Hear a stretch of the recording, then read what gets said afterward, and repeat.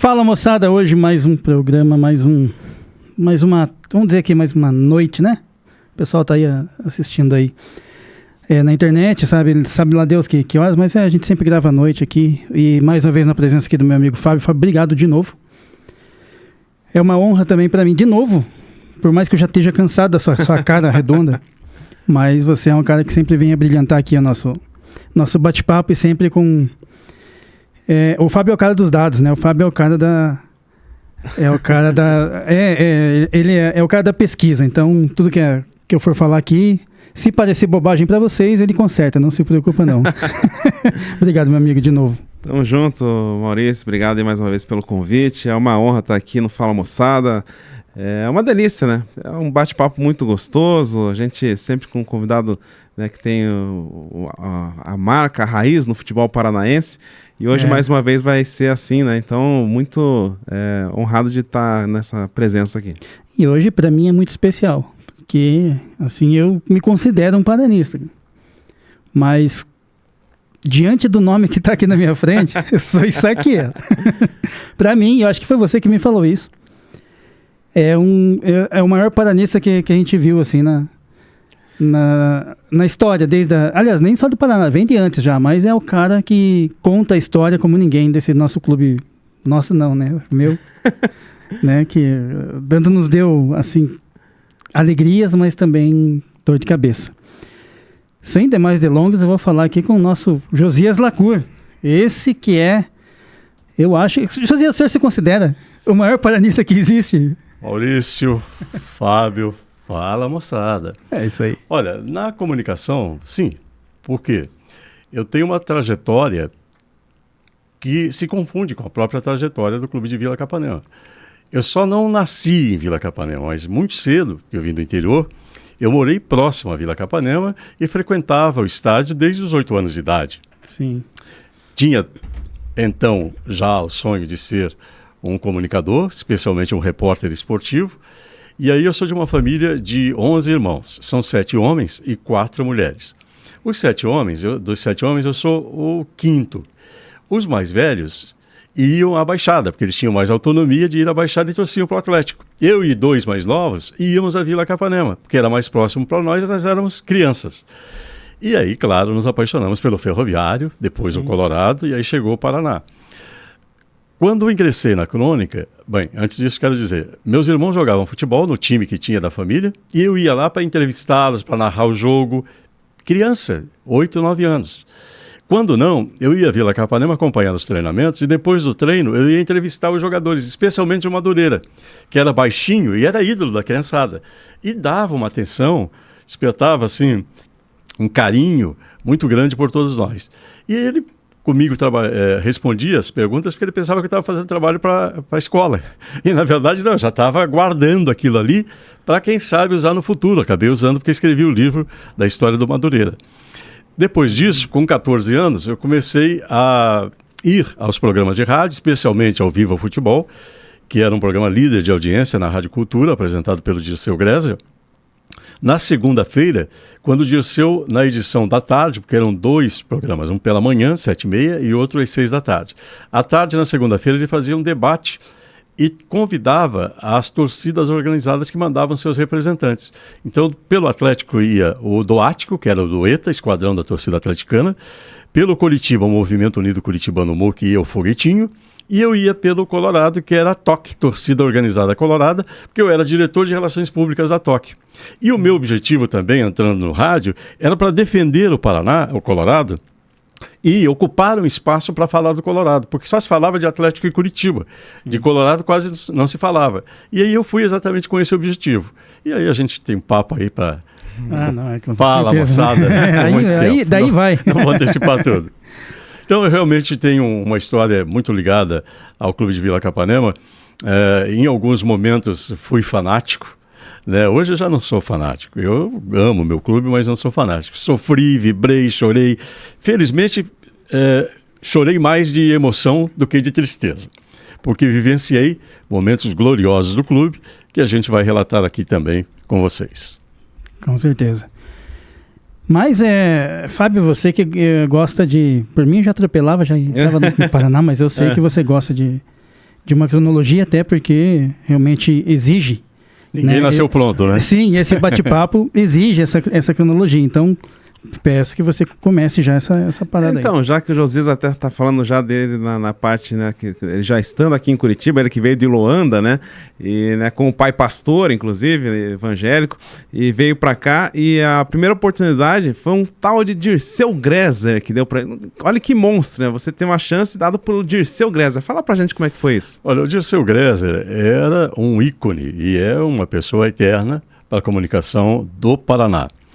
Dirceu tinha um coração maravilhoso e ele acreditava muito em dar oportunidades. Ele entendia que era preciso dar oportunidades tanto para os mais jovens que estavam iniciando, quanto para aqueles que já estavam encerrando carreira. Porque havia muitos com mais de 60 anos que trabalhavam com ele. E isso era uma marca do Dirceu.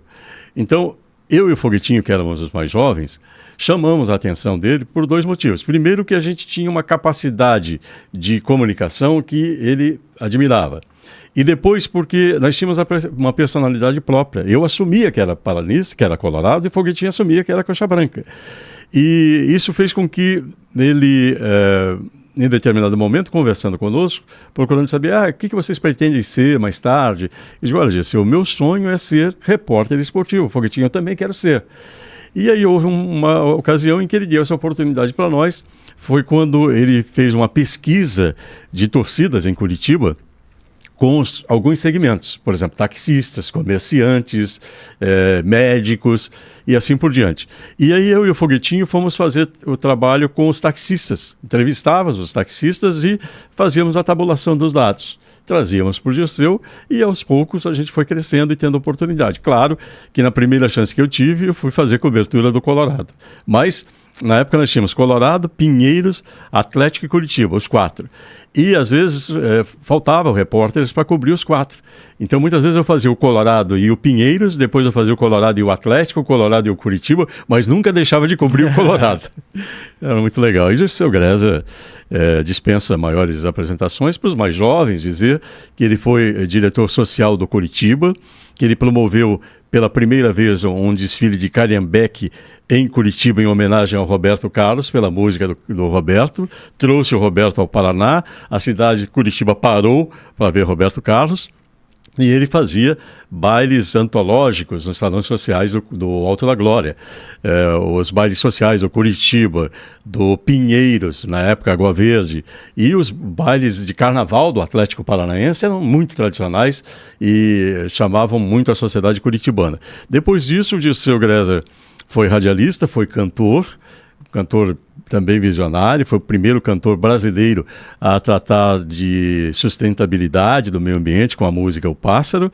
E, enfim, como radialista foi campeão de audiência. Os 2 programas dele tinham 80%, 90% de audiência na pesquisa do Ibope, numa rádio que era pequena, que era a Rádio Cultura, porque tínhamos a Rádio Clube Paranaense, com alcance maravilhoso, a Rádio Universo, que também fazia o futebol, a Rádio Colombo, a Rádio Barumbi. Nós tínhamos 10 emissoras nos anos 70 que faziam futebol em Curitiba. Hoje temos 3, né, no FM. Depois vamos contar também da minha incursão no FM. Mas, enfim, falar do Dirceu Gräser é para mim um prazer muito grande, porque o Dirceu faz parte da minha história, faz parte da minha vida e até da minha personalidade, porque eu fui começar a trabalhar com ele e a conviver com ele, a ir à casa dele. Eu e o Foguetinho éramos amigos de frequentar a casa dele, a família dele, jantávamos com as filhas dele, com a mulher dele. Isso com 14 anos, quer dizer, éramos adolescentes. Então a influência que nós tivemos de personalidade e sobretudo de caráter, de comportamento, de ética, foi a melhor possível. Não poderíamos ter tido melhor do que a que tivemos com o Dirceu Gräser. Dirceu que está imortalizado também na praça, em frente ao Shopping Curitiba ali. Isso. Tá o Centro de Esportes e Lazer, lá tem o nome dele. Dirceu Gräser foi uma iniciativa do Aziz Domingos. O Aziz Domingos era vereador de Curitiba. Eu trabalhei pela eleição do Aziz Domingos, era cabo eleitoral dele gratuitamente, voluntariamente, com esse compromisso. Que uma vez ele eleito, ele homenageasse o Dirceu Gräser com o nome de um centro esportivo. E ele realmente cumpriu isso. E ele que também é compositor daquela música, linda de música de Curitiba, em homenagem a Curitiba, né? Depois do hino de Curitiba, talvez a mais bonita, né? aquela que fala de todas as belezas de Curitiba, né? E o Pássaro, que foi uma música ecológica, né? O Pássaro hoje ainda toca muito nas emissoras de rádio, especialmente na Ouro Verde. Eu ouço muito a Ouro Verde, também porque prestigia o Dirceu Grésio. Você falou da sua realmente incursão na FM. Era até então uma inovação, trazer o futebol para a FM, né? Como é que foi lidar com aquilo? Teve alguma rejeição, alguma coisa que pudesse... Olha, na verdade, assim, eu já nos anos 80, desde os anos 80, sou muito amigo do Guilherme Albuquerque, que chegou a ser diretor-geral da Transamérica, da rede Transamérica. Ele é de Curitiba e aí foi para São Paulo. Mas ele dirigia a Transamérica, Curitiba, que ficava fica ainda, perto da Rádio Independência. Sim. E é torcedor fanático do Paraná. Era do Colorado também. Terminava nosso programa, eu ia para a Rádio Transamérica falar com ele sobre o Colorado. E sempre dizia ele, Guilherme, vamos fazer futebol na Transamérica. Por quê? Porque nenhuma rádio de FM transmite futebol. Todas as AMs transmitem. O que vai acontecer? Com a qualidade de som da FM, o público que ouve música só, que é a opção que tem no domingo, e que foge para o AM no domingo para ouvir futebol, vai ficar no FM e vai vir tudo para a Transamérica, cara. Então você vai ter uma audiência que ninguém tem. Ele diz, olha, Josias, realmente é interessante, mas assim, eu não tenho poderes para mudar a programação da rede. Era a rede e ela era Curitiba. Agora, o dia que eu for um diretor-geral da Transamérica, aí eu vou implantar o futebol. E ele fez, quando ele foi para São Paulo.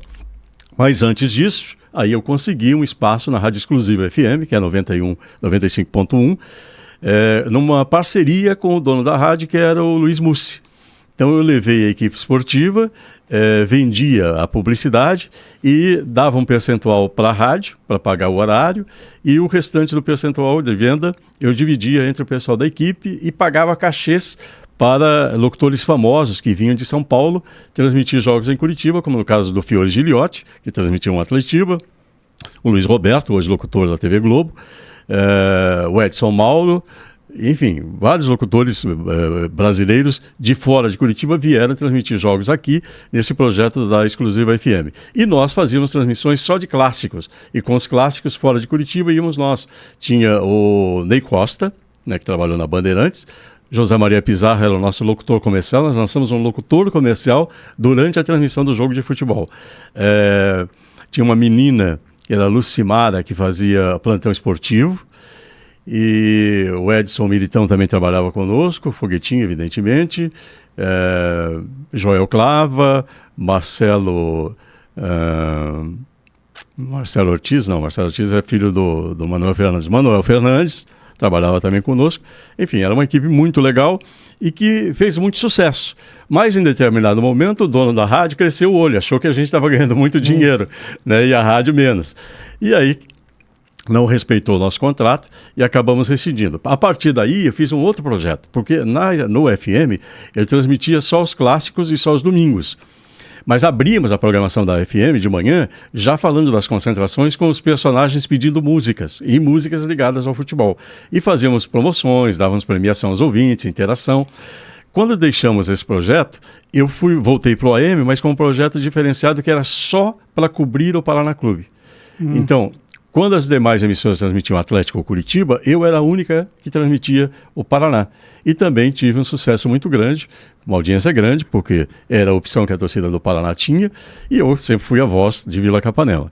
Então isso foi muito gratificante, foram algumas marcas e algum legado que deixei para a comunicação esportiva do Paraná, e há outros aí que a gente também pode falar na sequência. E o bacana, um dos legados que até hoje se utiliza é o pós-jogo, né? Porque o pós-jogo antigamente ficava monótono, era só um papo bem longo de um comentarista que fazia uma retrospectiva do jogo, né, trazia os momentos, as faltas, estatística. E aí eu comecei a avaliar, isso foi antes do projeto da FM, ainda no AM com a Rádio Clube, com a Rádio Cidade, quando eu era sócio do Carneiro Neto na Rádio Cidade nos anos 90.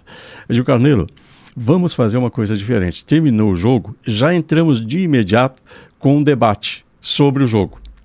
e acionamos o repórter para entrevistas bem rápidas, não ficar aquele papão longão, essa é a sua vida, porque não é o momento depois do jogo. Depois do jogo, o clima realmente esquenta. E aí criamos o Bola de Fogo, que também foi outro fenômeno de audiência no Rádio AM. E esse programa tinha um dinamismo muito forte, e era um programa também que tinha duração de 60 minutos apenas, não era um programa longo, né? E o que acontecia? As outras emissoras ainda mantinham o comentarista tradicional. O pessoal que ouvia o jogo nas outras emissoras, ao final do jogo vinha tudo para a Rádio Cidade. Ouvia o debate, que era o que interessava. As outras emissoras perceberam isso e começaram também a lançar os debates. Evidentemente que a gente não perdeu o público por causa do ineditismo e porque fomos os primeiros, né? Os outros copiaram. Mas é bom quando a gente vê os outros copiando, porque é sinal de que a coisa pegou, né? Já que ele falou em Bola de Fogo, né?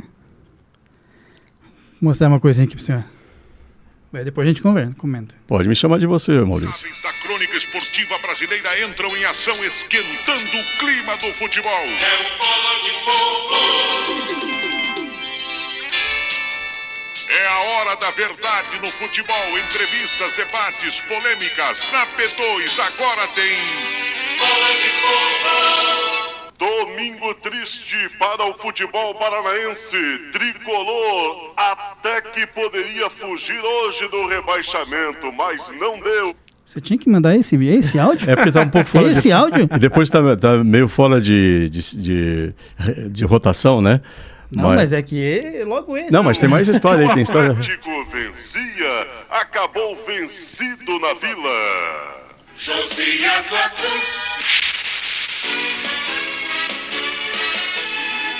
Alô galera, estamos na área e vamos juntos com o debate em ritmo quente. 19 horas em Curitiba, de imediato Via Nova.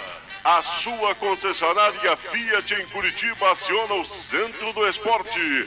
Odemar Kramer, depois dos resultados deste fim de semana e computando-se também a derrota do Coritiba para o Vasco da Gama na quinta-feira, a classificação, os números do Brasileirão, professor. Confirmando então os resultados da rodada, ontem Inter e Botafogo empataram em 0. Em Salvador, de virada, a equipe do Corinthians venceu a Vitória por 3-2. Hoje, em Vila Cabarema, o Cruzeiro venceu o Atlético Paranaense por 2-1. No Palestra Itália, em São Paulo, vitória do Palmeiras sobre o Paraná Clube por 3-2. No Canindé, em São Paulo, o Portuguesa venceu o Bragantino 3-1. E ainda hoje você vai saber tudo sobre a venda do zagueiro Flávio do Coritiba e da Seleção Brasileira. A notícia da venda do Flávio para o exterior. O foguetinho vem aí, será verdade, será mentira? Daqui a pouco no Bola de Fogo. Agora voltamos a São Paulo, vestiário tricolor, Joel Clava. O vestiário continua fechado. Era um dinamismo muito grande. Então, tem duas coisas aí, né? Primeiro, não precisava a primeira parte, né?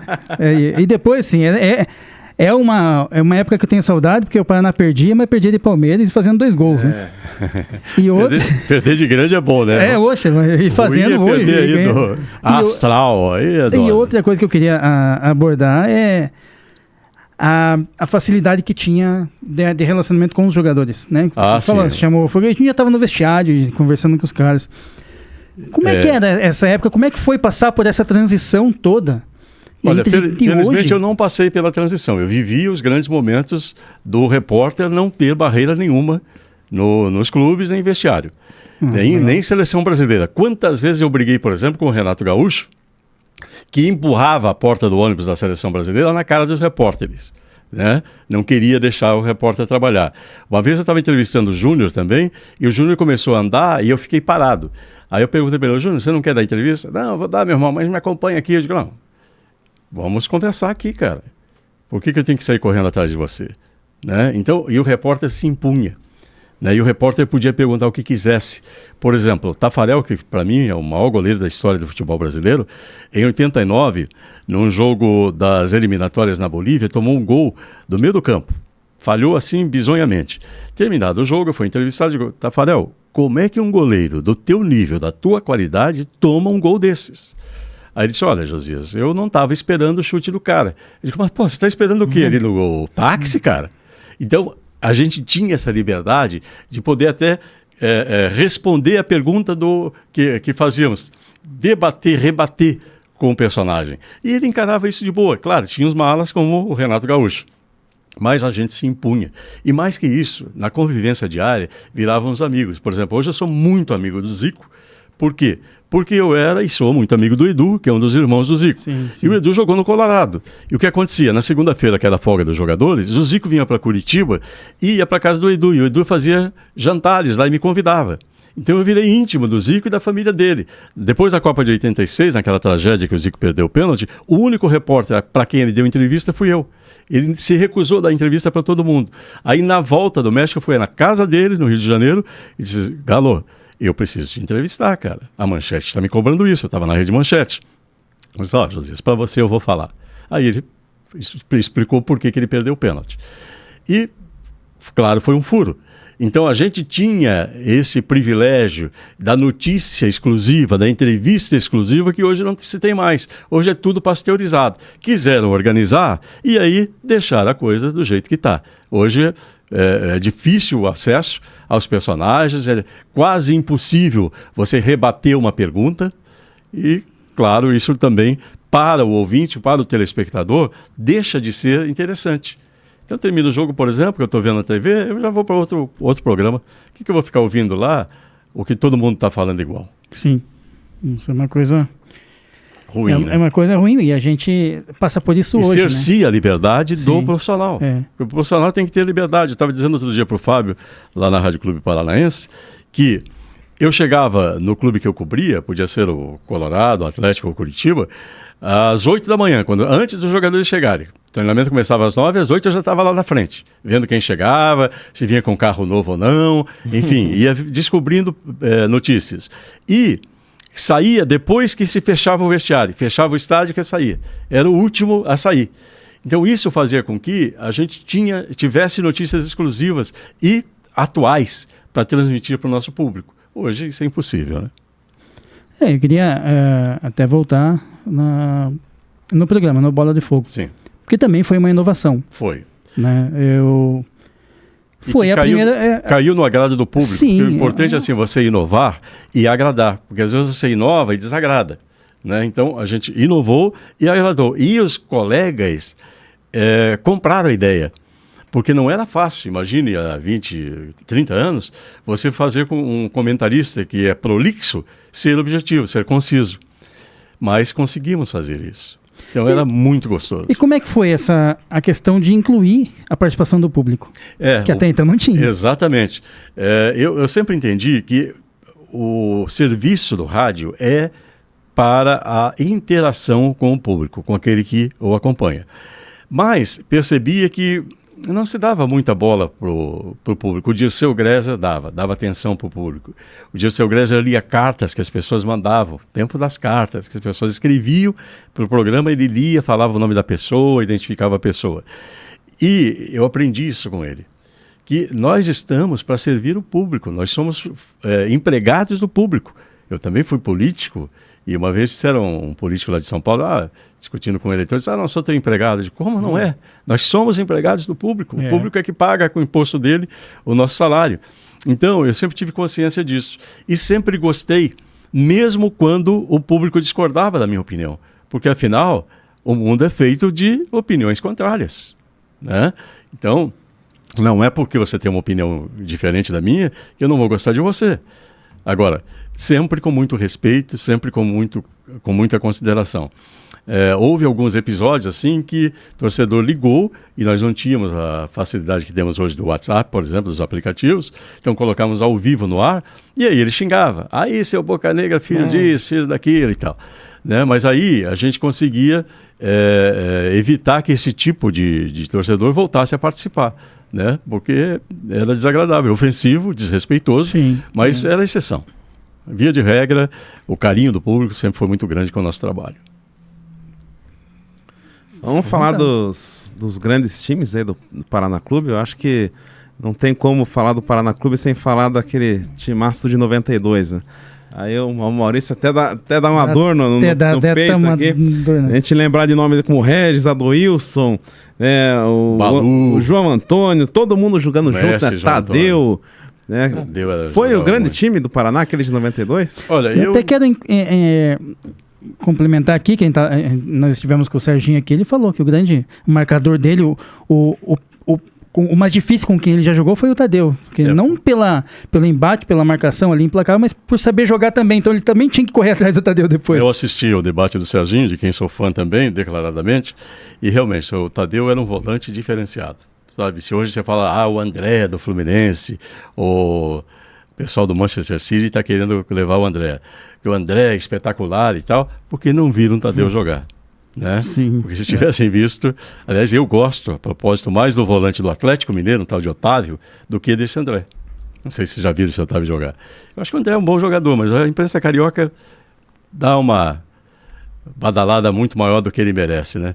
Mas enfim, que o Manchester leve, que está tudo bem.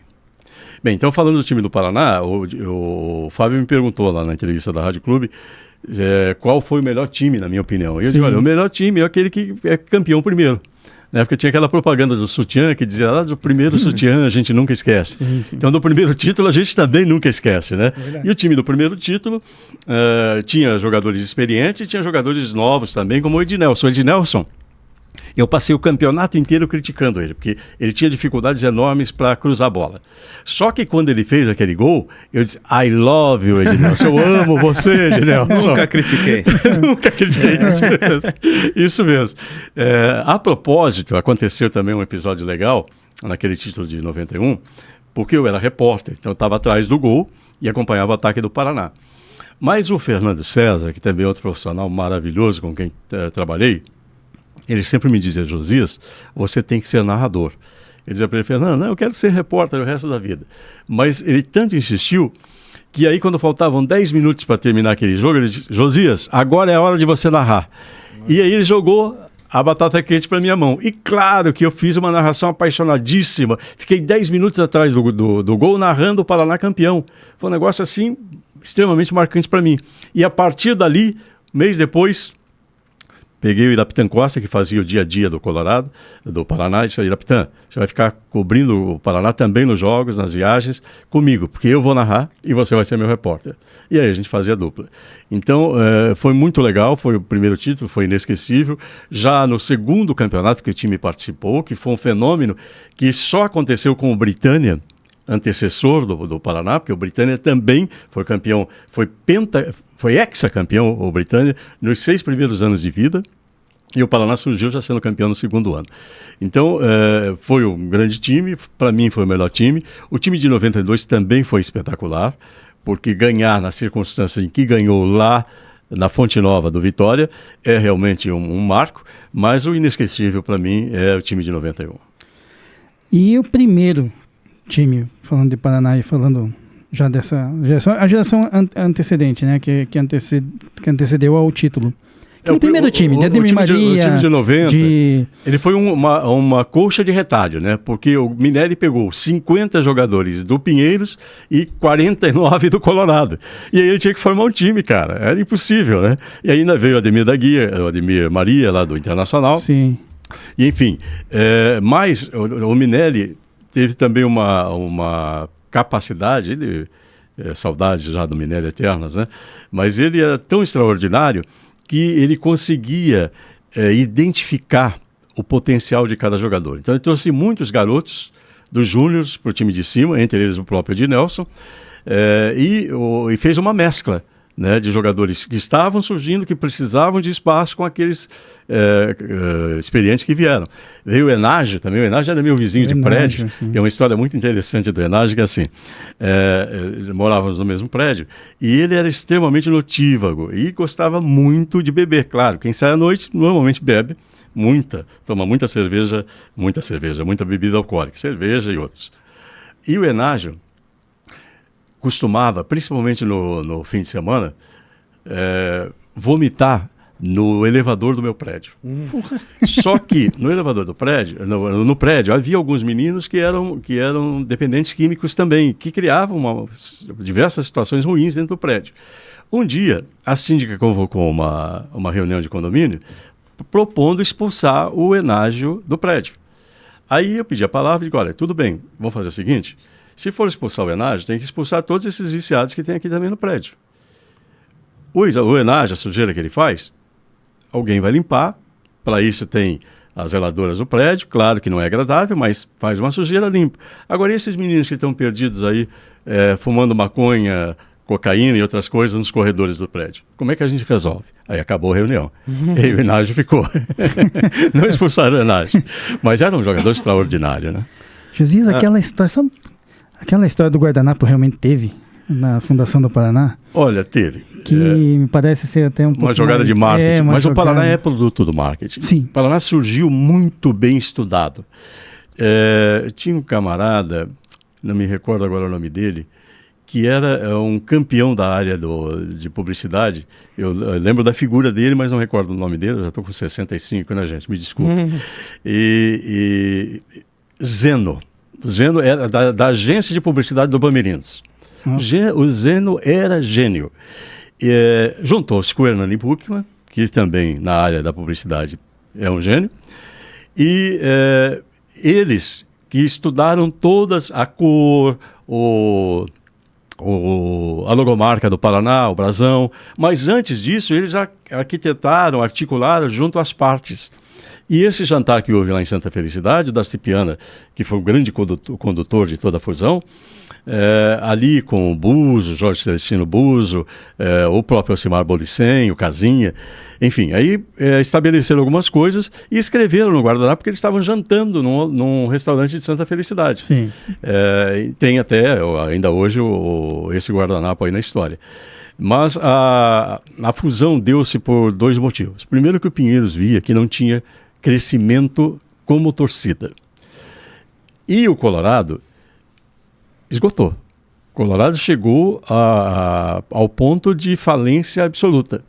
Olha, vou contar aqui uma coisa que não contei para pouca gente. No último ano do Colorado, eu comprei um uniforme para o time jogar, porque o time não tinha uniforme.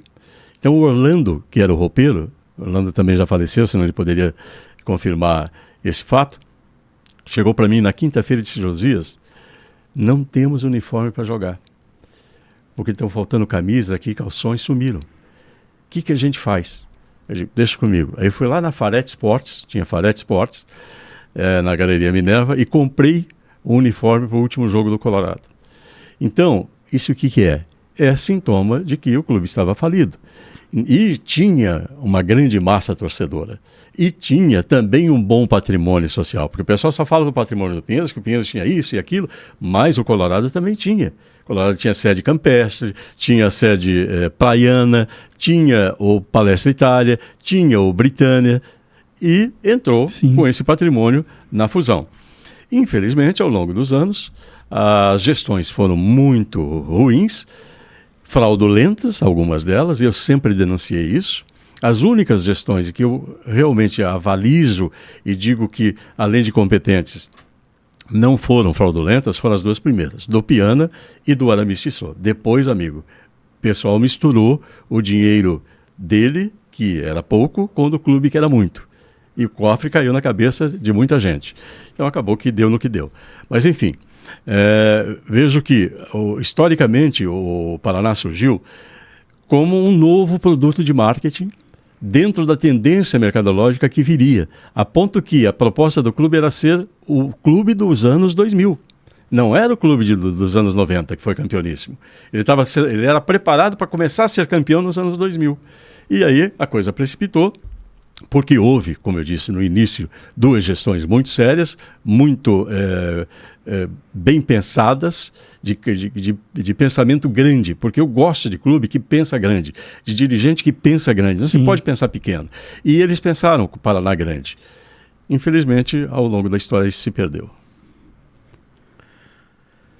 A gente estava falando do Josias, né, que assumiu, né, teve a narração lá enquanto repórter ainda, mas teve uma passagem do Josias que ele mudou de nome. Gostaria que você falasse aí do tal do J. Batista. Quem era J. Batista? Isso veio lá de trás, né? Eu podia ter contado lá no começo, quando o Dirceu Grésio me lançou.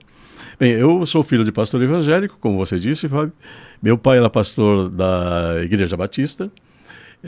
E o Dirceu Greser achava que Josias Lacour não era um nome artístico. Aí disse, desculpa, meu pai era pastor da Igreja Assembleia de Deus. Eu que era membro da Igreja Batista só até hoje. Aí o Dirceu Greser disse assim, Josias Lacour é um nome que não é radiofônico. E temos que arrumar um nome artístico para você. Aí eu disse, bom, então tudo bem, né, Dirceu? O que você sugere? Ele disse, olha, vamos botar o J do Josias e o Batista da tua religião. Aí ficou J Batista. Ocorre que, com o tempo, o pessoal começou a me chamar só de Batista. Tudo bem, era da minha igreja, mas não era o meu nome, não tinha nada a ver comigo. Sim. E o Vinícius Coelho fazia muito a minha cabeça nesse sentido. Josias, você tem um nome único. Josias Lacour é só você. J tem o J Pedro, tem o J Agostinho, tem o JP, Batista tem o Nestor Batista, o Felipe Batista, não sei quem Batista. Josias Lacour é só você, cara. Use o teu nome. Só que eu me sentia constrangido em mudar de nome trabalhando com o Dirceu Greser. Quando eu deixei de trabalhar com o Dirceu, que eu fui contratado pelo Ayrton Cordeiro para trabalhar na Rádio Clube, aí eu disse, não, agora eu vou usar meu nome. E antes disso teve um episódio em São Januário, Londrina e Vasco da Gama, que eu fui narrar com o Carneiro pela Rádio Clube, e teve uma confusão lá, e a minha credencial ficou com o presidente Agatino da Silva Gomes, que era o presidente do Vasco. E ele disse assim, manda aquele Papa Goiaba lá de Curitiba vir pegar a credencial dele que eu quero conversar com ele. Porque era assim, antigamente para o repórter entrar em campo, ele tinha uma tarjeta e tinha que deixar a credencial dele com a Associação dos Cronistas Locais. E ao final do jogo ele devolvia a tarjeta e recebia a carteirinha. Quando eu cheguei ao estádio, o jogo era às 4 horas, eu cheguei 1 hora no estádio. Já não tinha mais tarjeta para repórter. E o José Maria Tedesco, que trabalhava na TV Educativa, era amigo meu, lá do Rio, chegou e disse para mim, ô Jota, por que você não vai entrar? Eu já, porque o cara falou que não tem mais tarjeta para mim. Ele disse, não, vem cá. Aí foi lá no representante do Vasco e disse assim, amigo, dá uma tarjeta para esse repórter aqui, porque ele está em todas as grandes decisões do futebol brasileiro. E não vai ficar de fora dessa. Aí o cara, mas não tem. Aí ele olhou que tinha um monte de segurança do Vasco com a tarjeta de repórter. Tira uma daqueles segurança lá e dá para ele. Aí o cara tirou e deu, só que esse segurança continuou em campo e onde eu ia, ele pisava no meu cabo de transmissão. E aí aconteceu um lance em que o Claudinho, lateral esquerdo do Londrina, foi atropelado pelo Orlando Lelé, do Vasco, que era um açougueiro, e quebrou pau entre os jogadores. Eu entrei em campo. E o Carneiro, o que houve aí, José? Esse Orlando Lelé, que é um assassino, um açougueiro, quis matar o Claudinho.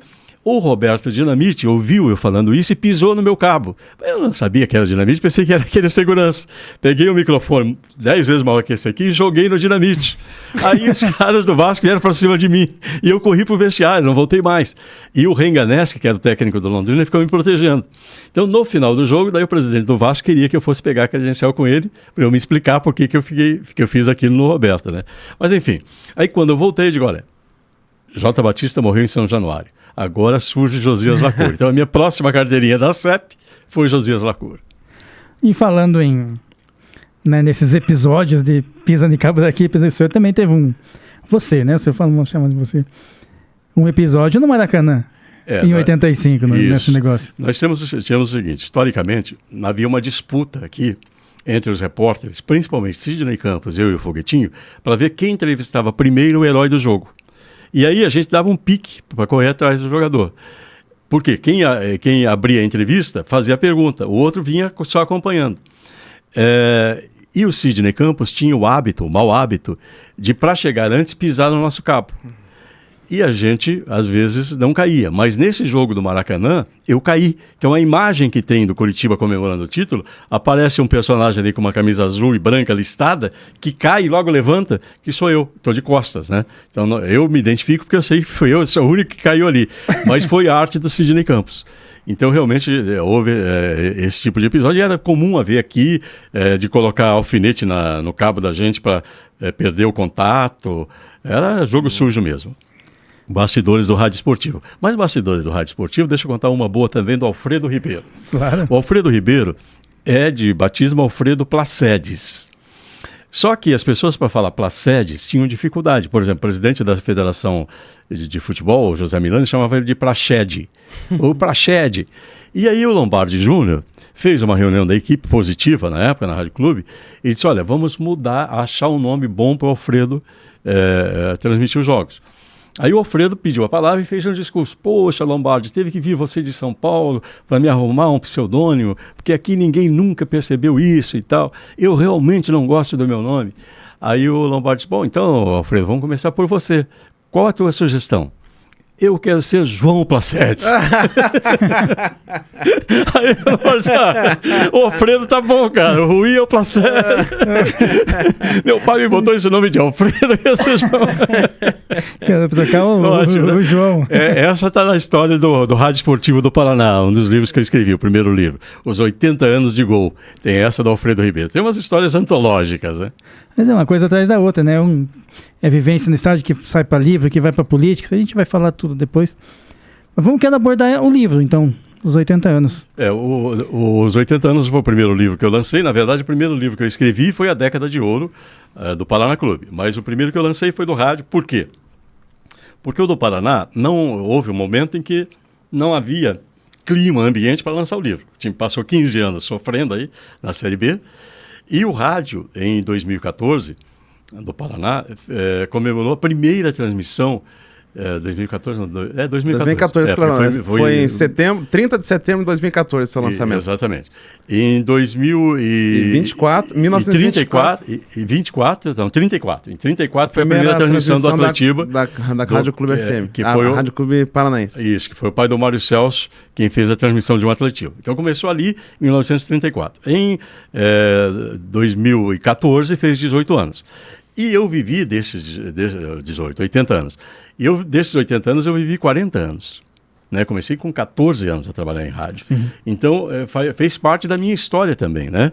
E convivi com a maioria dos locutores, os grandes locutores esportivos, que ao longo desses anos vieram para Curitiba, trabalharam em Curitiba, e alguns inclusive que saíram daqui. Foi muito legal porque eu consegui colocar 568 personagens, perfis de radialistas num livro. Né? Um livro que inclusive está na Biblioteca Pública do Paraná. Normalmente o radialista homenageia os personagens do futebol. Dessa vez os radialistas foram homenageados. Porque o trabalho que a gente realiza como radialista e como cronista esportivo é um trabalho altamente relevante. Então precisa também entrar para a história. E eu tive esse privilégio de historiar esses 80 anos do Rádio Esportivo. Esse foi o primeiro livro que eu lancei, depois lancei mais 3. O segundo foi do Madureira, claro, meu primeiro grande ídolo do futebol. O terceiro foi do Atlético de Paranavaí, quando ele fez 10 anos do único título que ele conquistou. E o quarto foi A Década de Ouro do Paraná Clube, que foi lançada em 2017, quando o time voltou à Série A. Então, eu já estava com o livro escrito, as fotografias já diagramadas, tudo pronto. E criei daí o apêndice da volta à Série A, com toda aquela campanha espetacular que o time fez. Aquele jogo contra o Inter na Baixada, quando todo mundo comemorando o acesso, eu estava muito preocupado com o ano seguinte. Porque a gente sabe como é um acesso de Série B para Série A, inclusive com verbas, com dinheiro mesmo. Estrutura, né? Tinha que ter estrutura. E depois aconteceu que até fez, não sei se você está lembrado, o primeiro jogo contra o São Paulo. Fez um bom jogo até. Não, eu fui a São Paulo como torcedor, com um grupo de torcedores. Nós locamos uma van e fomos ver o jogo. Ali, foi o último jogo que eu vi em estádio do Paraná. Foi Paraná e São Paulo no Morumbi. Ali na volta eu disse aos colegas que estavam juntos, nós estávamos num grupo de 11. Eu disse, olha, lamentavelmente esse time não vai ficar na Série A. Mas Josias, você está pessimista? Eu disse, não estou pessimista, estou pés no chão. O que eu vi aqui, cara, não tem perspectiva. Claro que, perder do São Paulo no Morumbi, teve alguns bons momentos, mas eu não via qualidade nos jogadores. Porque para mim o fundamental, o essencial é jogador de qualidade. Agora o Fluminense perdeu para o Manchester, aí o pessoal, não, mas a tática do Mourinho, de não sei quem, não é Mourinho, né, como é o técnico do Manchester? O Guardiola. Guardiola. A tática do Guardiola e a tática do Diniz, cara, tática é 20%, 80% é talento, habilidade. E o Manchester é uma seleção mundial. Sim, O Fluminense, não amigo, tem como. 2 ou 3 bons jogadores só. Então, normal, né? Então, mesma coisa quando eu vi o time do Paraná jogar. A vivência nos dá essa capacidade de leitura do jogo. Hoje, por exemplo, eu vejo um jogo na TV, 20 minutos eu sei se o jogo vai ser bom ou não. Se não for bom, eu já troco. Né? Se eu perceber que não vai dar nada aquele jogo, eu troco de canal. Então isso eu também, essa leitura eu consigo fazer e fiz nesse jogo do Paraná. Então claro que eu estava torcendo que ficasse o resto da vida na Série A, mas pelo que eu vi ali, pela amostragem, digo, não vai ficar, infelizmente. Até o Mauro Naves depois falou no Sport TV e quiseram malhar o Mauro Naves. Digo, mas ele está certo, ele está vendo o que eu já vi. Sabe, esse time, infelizmente, não vai ficar. Né? Agora, pelo menos podia ter ficado na B. Para B, Então, tinha condições de ficar. Não... O que explica, né, essa queda abrupta de A para nada, B, sem divisão? De A pra Z. Olha, primeiro, más gestões, né? As gestões foram muito ruins. E com as más gestões, o que aconteceu? Contratações terríveis. Houve temporada aí que o Paraná contratou 100 jogadores. Se você colocasse na balança, 3 ou 4 tinham qualidade, o resto não tinha. Então não adianta, não existe o bom e barato. O bom custa caro. E aí você precisa ter dinheiro para contratar. Se você não tem dinheiro, porque o dinheiro fugiu pelo ladrão lá no nosso clube, se o dinheiro não existe, você não consegue administrar, salvo se você lança jovens e mantém os jovens. Porque também outro problema que houve é que lançaram jovens, revelaram, negociaram e o dinheiro desapareceu. Então essa queda teve uma razão de ser. A falta de planejamento, a falta de estrutura e a falta de seriedade, sobretudo. Isso está linkado, essas duas causas para a consequência do que está hoje? Por exemplo, na questão dos jovens mesmo. A gente vem de uma safra onde vem Ricardinho, Paulo Miranda, Lúcio Flávio, Pinheiros e Colorado. Perdigão, Maurício, Pinheiros e Colorado sempre foram celeiros de craques. Perderam essa essência com o passar dos anos. Como eu disse, depois das gestões do Piana e do Aramis. E aí, as outras gestões ficaram trazendo Daniel não sei o quê, Pedrinho não sei da onde. Cara, triste, né? Muito triste. Além daquelas besteiras de pagar em dólares para o Vanderlei Luxemburgo, $100 mil. O cara saiu, ficou um ano recebendo $100 mil todo mês, trabalhando no Santos e recebendo no Paraná. E aí, vendo essas gestões turbulentas e que não estavam dando certo, quando que assim, você não pensou, tá na hora de eu chutar a mesa e eu assumir isso daí? Eu fui candidato à presidência do Paraná em 1996. Por quê? Porque havia um acordo estabelecido em estatuto que teríamos revezamento de presidência. A primeira foi de alguém ligado ao Colorado, que era o Piana, a segunda do Pinheiros, que era o Aramis, aí a terceira já veio alguém do Colorado de volta, a quarta do Pinheiros, chegou na gestão do Ocimar, que era pinheirense, e tinha o Sidney Catenassi como vice, que era Colorado, e que o acordo era inclusive o último ano disso. O Sidney seria o sucessor do Ocimar. Mas o Sidney, e o time era campeão, acho que foi no ano do Penta, o Sidney percebeu que o cofre, alguém tinha roubado o cofre, que havia sujeira por debaixo do tapete. O que ele fez? Inventou que ia morar nos Estados Unidos, porque ele tem uma empresa de câmbio, uma casa de câmbio, que ia morar nos Estados Unidos para cuidar da empresa dele. Aí não tinha candidato à presidência do Paraná, muito menos ligado ao Colorado. Eu me arvorei, eu era vereador, a candidata à presidência do clube. Só que a minha proposta era a seguinte: primeira coisa, contratar uma auditoria independente para abrir a caixa preta do clube. E isso assustou o clubinho que tomava conta lá do Paraná, o clubinho de amigos.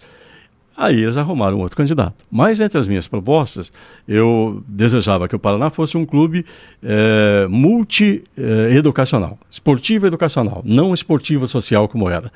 Por quê? Com o passar dos anos, o lazer não seria mais piscina, muito menos salão de baile, coisa assim. Seriam os shoppings, os parques que Curitiba tem hoje.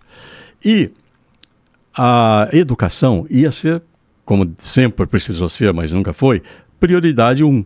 O governo iria incentivar a criação de escolas. Então, qual é a minha proposta? Trazer um projeto que o River Plate havia implantado no final dos anos 80, que é o River Escola. Então o Paraná ia ser Paraná Clube Escola.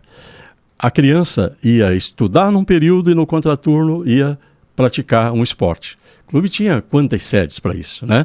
E as salas de aula seriam embaixo das arquibancadas do clube, dos estádios do clube. Com isso nós criaríamos uma geração de torcedores e aquela perda de associado que tivemos, que foi gigantesca, de 50 mil para 3 mil hoje, não existiria. Por quê? Para frequentar a escola do clube, o pai da criança teria que ser associado. Então era mais ou menos o que o Ferroviário fazia lá atrás, quando os funcionários da rede ferroviária federal eram sócios do Colorado, já descontavam em folha. Então, com isso, o Ferroviário se mantinha e era o grande time até os anos 60. Com a fusão, com a rede falindo e surgindo o Colorado, acabou essa arrecadação. E era a preocupação que eu tinha com o Paraná.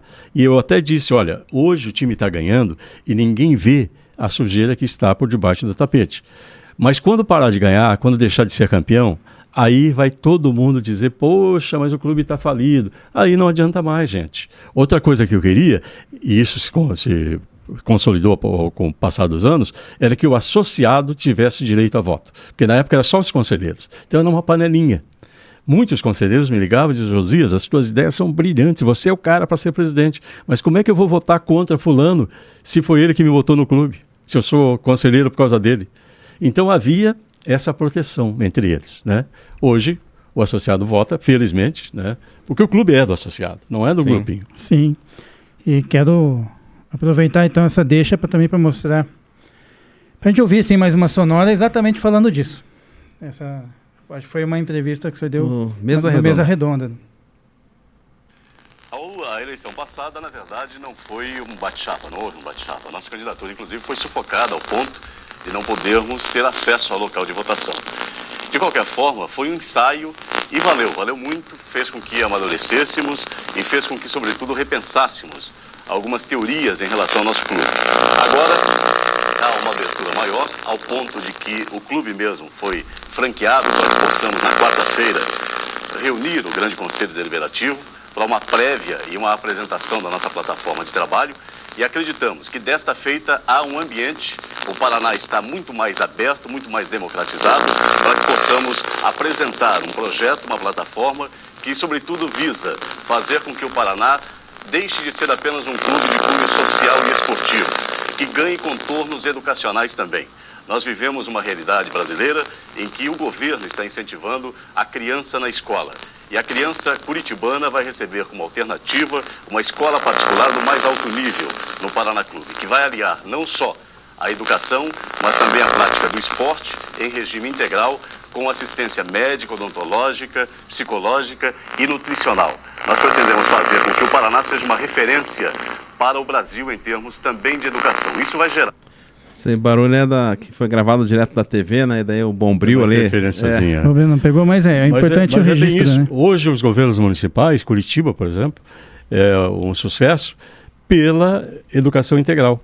O governo do estado, Ratinho Júnior, está propondo educação integral em todo o estado. Legal. E é essa a tendência. Mas isso eu vi lá há 40 anos, cara. Não quiseram me ouvir, né? Nessa sonora, o senhor realmente mostrou um otimismo muito grande. E aquele era o momento, Maurício, aquele era o momento do Paraná dar um salto maior. Sim. Né? Não chegaria nos anos 2020, 2030, na situação delicada em que se encontra. Chegaria como um grande, como é o Atlético Paranaense hoje no futebol do Paraná. E seria respeitado como um grande. Era pensar grande. Eu sempre pensei grande na vida, porque entendo que quando se pensa grande, se conquista grandes coisas. E o tamanho da frustração depois foi na mesma proporção desse otimismo que tinha antes? Tanto foi que eu não quis nunca mais participar do clube, né? Eu deixei de ser conselheiro, voltei a ser sócio agora recentemente com essa dificuldade toda aí que o clube está passando, mas eu pensava assim, poxa, eu vou dar dinheiro para os caras que estão desviando o dinheiro do clube? Não vou dar. É o que pensa hoje muita gente com razão. Enquanto não houver uma seriedade, né, na administração do clube, na gestão do clube, é difícil você convencer as pessoas a colocar qualquer tostão ali. O senhor foi o primeiro agente FIFA credenciado, né, para lidar com jogadores e tal. Algum momento você chegou a oferecer algum jogador para o Paraná Clube? Foi assim, não, do Josias não queremos? Teve alguma resistência nesse sentido? Teve. Eu fui, na verdade, o primeiro agente FIFA de Curitiba. Fui o 41 do Brasil inteiro. Eu tinha alguns jogadores, bons jogadores, que levei inclusive para a Europa. Já levei jogador para o São Paulo, para o Palmeiras, para o Flamengo. Só não levei para o Paraná. Por quê? Porque o professor Miranda, quando assumiu a presidência do Paraná, teve um episódio envolvendo o Emerson Cris, que hoje é treinador. E eu era agente do Emerson. E o Emerson levou o clube à justiça. Por quê? Ele estava 6 meses sem receber e nós havíamos feito uma proposta de um acordo com o presidente anterior, que era o Enio, e ele abrir mão de tudo para ir jogar no Criciúma. O Enio me disse: Josias, você é amigo do Miranda, espera o Miranda entrar e aí acerta isso com ele. Eu disse: olha, Enio, não vai dar tempo de esperar, cara, porque o Criciúma não quer esperar. E o dinheiro do Criciúma era muito bom para o Emerson. Aí o Enio disse: olha, então faça o que você achar que deve ser feito. Aí eu deixei para o atleta decidir. E o atleta decidiu ir para a justiça e ganhou na justiça. No dia da eleição do Miranda, foi oficial de justiça no clube, e eu estava lá também votando, com a notificação de que o Paraná tinha que liberar o Emerson e pagar tudo que estava devendo. Aí o Miranda ficou desesperado. Pô, não temos dinheiro, Josias, me ajuda. Eu digo: Miranda, desculpa, agora eu não posso ajudar. Eu não posso chegar para o meu atleta e dizer assim: ó, aquele dinheiro que você tem para receber, esquece porque você gosta do clube.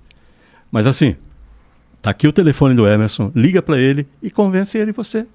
Se ele disser que tá ok, eu também estou de acordo.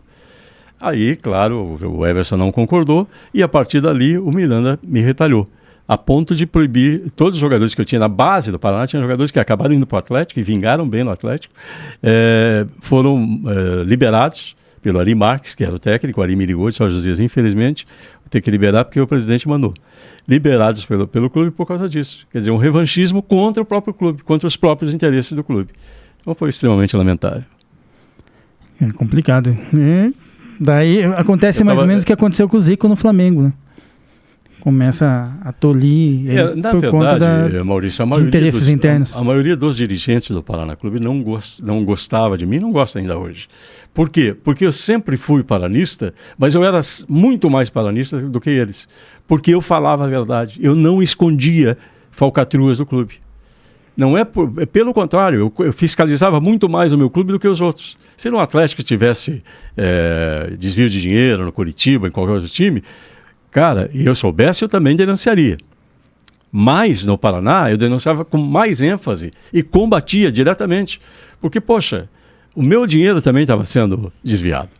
Eu era contribuinte, né? Então, isso desagradava a eles, porque eles achavam que eu tinha que ser da turminha, tinha que encobrir. Né? Eu era, inclusive, conselheiro. Agora, peraí, né? Eu não me criei na política porque não me corrompi. Né? E também não ia me criar num clube que quisesse me corromper, de jeito algum. Eu quero até passar para esse virar a página para a política e por essa vivência também nessa questão, mas eu queria voltar lá no Paraná para encerrar, ou não também, a questão do Paraná. Foi um episódio que me marcou muito do primeiro time do Paraná, que foi o acidente com o Wagner. Porque eu estava lá no campo, estava com meu pai. E eu acompanhei o Wagner sai e passa na minha frente, assim, quando abriu as portas pela social ali, ele sai e passa na minha frente. A princípio, tava consciente, de olho aberto, tava tranquilo. Eu fui conversando com ele na ambulância, eu e o doutor Motti Lumite, ele foi lá para o hospital evangélico e eu fui fazendo a transmissão do translado do Fagner, do bacharel lá. Do bacharel. E o que comprometeu foi que não fizeram a tomografia, não tinha aparelho lá no evangélico, e liberaram ele, né? O mais certo era ele ter ido para o Cajuru, primeiro, que era mais próximo. Aí no Cajuru tinha o equipamento para tomografia, né? Então teriam constatado a lesão dele. E infelizmente... Agora, teve um outro episódio que antecedeu o Paraná, que foi do Colorado, em 78. Eu estava escrevendo a história de um dos jogadores que formaram aquele time de 78, que é o Carlos Alberto Rodrigues. E ele relata, eu estava lá também no estádio, que foi a morte do Valtencir, o lateral esquerdo, no campo, Colorado e Maringá. O Colorado tinha o melhor time de 78, foi campeão dos 2 primeiros turnos. No terceiro turno, ele perdeu por 2 motivos. Primeiro, pela morte do Valtencir, e depois pelo Ziquita, pela tragédia da Baixada. Então aquilo acabou com o time. E o Atlético ressurgiu ali naquele jogo dos 4-4 e foi decidir com o Curitiba. Mas o grande time era do Colorado de 78. E o Waltencir era lateral esquerdo. Mas no aquecimento, o Ari, que era lateral direito, sentiu uma distensão. Aí o técnico colocou o Waltencir de lateral direito e botou o Raul Justosi, que era um argentino, de lateral esquerdo. E foi na lateral direita que o Waltencir disputou de cabeça com o Nivaldo e morreu. E ele saiu morto, porque diferente do Wagner, o Waltencir saiu morto do gramado. E eu acompanhei também, fui até o hospital, mas quando ele passou no meio dos jogadores, os jogadores colocavam a mão na cabeça porque perceberam que ele já estava morto.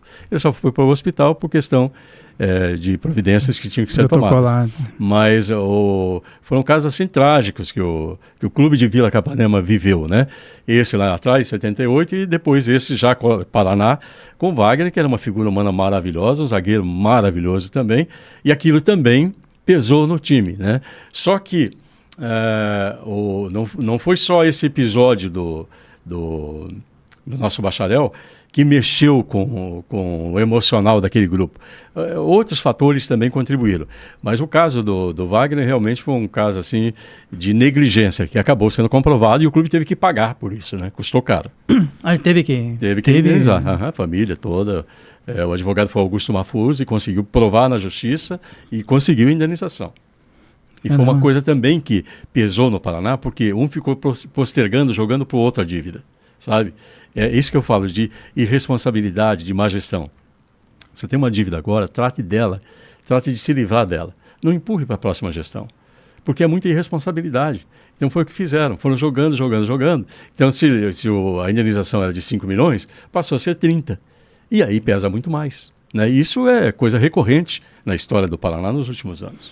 E mais um fato que aconteceu. Depois eu tive conversando também com o Neguinho, hoje presidente da Fúria, e conversando sobre o caso do Maurinho, né, que foi pisoteado pelo cavalo e tal. Então, lógico que já estava afastado do Paraná, mas assim, acompanhou e viu o burburinho da imprensa. A gente sabe como torcedor. Mas o que foi de fato ali na visão da imprensa sobre o que aconteceu? Que a polícia teve culpa. E infelizmente nesse país, quando a polícia comete atrocidade, ela fica impune. Né? Então não é porque é o presidente da torcida do Paraná, é um ser humano, cara. Sim. Você tem que ver o ser humano que precisa ser tratado com respeito. Pouco importa se ele for desrespeitoso, ele merece ser respeitado. Então é um episódio que até hoje não está esclarecido, porque a culpa é da polícia. Se não fosse, teria sido devidamente esclarecido. Também voltar um pouquinho no tempo, então, na época do Colorado ainda, já que a gente está falando de alguns episódios aí, talvez de frustração, como é que foi o título de 1980, que estava aquela empolgação para ser campeão e daqui a pouco teve que dividir a taça no meio? O Colorado teve histórias assim antológicas. Coisas, né? Que só aconteciam com o Colorado. Só com o Colorado. É o Botafogo do Paraná. Morreu a esposa de um jogador enquanto o jogador jogava, que foi o Queiroz. Pegou fogo nas cabines de transmissão de rádio lá em Vila Capanema. E aí houve esse episódio de 80. O Mota Ribeiro, que era um presidente, que foi também presidente do Atlético Paranaense, quis ser salomônico, dividir a criança. E fez, né? Foi um absurdo. Na verdade, ele repetiu o que aconteceu em São Paulo também, num jogo em que o Armando Marques tinha que observar todas as cobranças de pênalti, não observou, aí dividiram o título entre a Portuguesa e o São Paulo. Não sei se vocês lembram dessa história. Então aqui foi assim, o Colorado, se ganhasse por 5 gols de diferença, seria campeão. E com 10 minutos, ele já fez 2-0. E o Borba Filho, que também já foi, com quem trabalhei, o Borba foi comentarista de rádio há muitos anos, era o técnico do Cascavel. E o Borba sempre trabalhou em cima do regulamento. Então ele usou o regulamento para impedir que se chegasse aos 5. O que ele fez? Começou a ordenar aos jogadores que, aos poucos, fossem caindo em campo, até deixar o número menor do que o mínimo exigido, para que o jogo fosse suspenso. E aí o jogo foi para os bastidores, e chegou nos bastidores, o presidente da federação achou mais conveniente dividir o título. né? Foi um título que, na hora, lá no estádio, nós comemoramos, porque foi 2-0 e sabíamos que mais 80 minutos chegaria os 5. Porque o time estava realmente determinado a fazer os 5. Mas a comemoração foi só ali. Depois, a partir do dia seguinte, quando veio essa divisão do título, foi um balde de água fria. Porque o que se esperava? Bom, o regulamento a lei permite que com 6 o jogo seja suspenso. Mas não é encerrado. Ele deu o jogo por encerrado. Não é encerrado. Faz-se um novo jogo. Né? E começa o novo jogo com o placar de então. Começa com 10 minutos, 2-0. Não fizeram. Ele deu o jogo por encerrado e aí teve que fazer 2 campeões. Presidente da federação, Caramba. Mota Ribeiro. Coisas que aconteciam, né? Hoje talvez não acontecesse. Hoje acontece pior, né? Hoje é pior, de uma outra forma. No seguinte aspecto, cara, eu tenho certeza absoluta que a queda do Paraná, da Série B para a Série C e para a Série D, foi manipulação de resultado. Jogadores que se venderam. Jogadores que hoje, depois de muitos anos, estourou aí o escândalo de jogadores famosos, times famosos fazendo acordo. E isso sempre existiu no futebol. E o Paraná... Ok, concordo, tinha jogadores fracos, mas fracos também de caráter. Então, com isso tudo eu queria a seguinte convicção. A única maneira de impedir que isso ocorra é punindo o jogador da seguinte maneira. Se o time dele cair da divisão em que ele está, por exemplo, está na Série A, caiu para B, ele vai jogar na Série B, não só naquele time, pode ser qualquer outro time, mas na Série B, até aquele time que ele ajudou a cair, voltar a subir. Quando voltar, ele pode estar na Série A de novo. Então essa é uma forma. Agora, é utópico falar isso no futebol brasileiro, mas seria um caminho, né? Porque a irresponsabilidade, a falta de comprometimento, o interesse, a ganância financeira é tão grande dos jogadores e das pessoas envolvidas, porque eu convivi no tempo da máfia da loteria esportiva. Olha, teve um caso, eu não vou dizer o nome porque a pessoa está viva aí ainda, mas teve um caso em que o diretor do Colorado, que era o Aziz Domingos, que já morreu, e eu frequentava a casa do Aziz, recebeu um telefonema de um jogador que estava lá no Santa Cruz, de Recife, oferecendo para vender o jogo para a loteria esportiva. E o Aziz acertou. E o grupo do Aziz Domingos ganhou, fez os 13 pontos da loteria esportiva. 6 meses depois, esse jogador, com quem o Aziz falou, veio jogar no Colorado. Aí eu digo, Aziz, você está brincando, trazer esse cara para cá. Não, ele só se vende para mim. Brincadeira, né? Então, infelizmente, tem isso. Quer dizer, sempre existiu. Tem dinheiro, cara. Tem dinheiro, cresce o olho. Então, até porque, por conta disso, né, com esse advento das bets, né, antigamente, para se manipular o resultado, manipulava praticamente o resultado, né? Hoje em dia tem muito mais possibilidades. Você pode manipular o escanteio, o tiro... Cartão vermelho, amarelo. Cobrança de arremesso lateral. Assim, você acha que isso daí, para o futebol também, deixou assim, comprometeu a beleza do espetáculo? Olha, porque, Fábio, assim, tem gente que vai, não, vou preferir chutar para escanteio do que chutar no gol, porque... né, vai ganhar um dinheirinho, né? Eu vejo assim que essa ação da polícia vai inibir muita gente, mas não vai acabar, né? Porque, como eu disse, vem lá de trás. Cara, Judas vendeu Jesus por 20 moedas. Então, é da humanidade, é do ser humano, lamentavelmente. Essa tendência a se corromper. É evidente que depende sempre da formação, do caráter de cada um, mas, via de regra, isso existe. E passou a ser tratado com tanta naturalidade que o torcedor não perdeu o encanto pelo futebol. Eu achava o seguinte, a partir do momento que esses escândalos surgiram, vai afastar público. Não, pelo contrário. Esse ano foi a maior média de público do Campeonato Brasileiro, com todos os escândalos havidos.